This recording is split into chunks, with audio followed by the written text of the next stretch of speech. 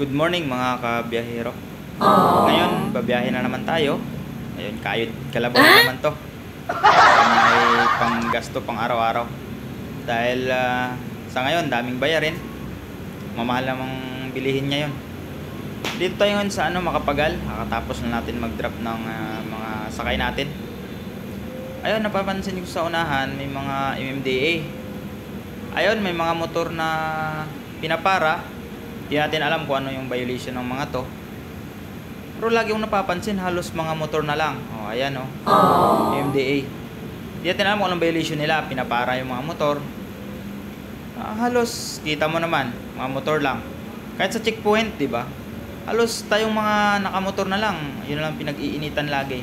Madalas motor. Pagdating checkpoint, motor na lang lagi lahat. Bakit? May marami namang nakakotse. Hindi natin alam. Iba dyan, walang lisensya. Paso yung restro, di ba? Bakit di nila nagbigyan pansin yung mga yon? Di nila tinutukan at checkpoint din yung mga nakakotse. Kasi di nila kaya, ganon. So, mga motor lang kaya nila.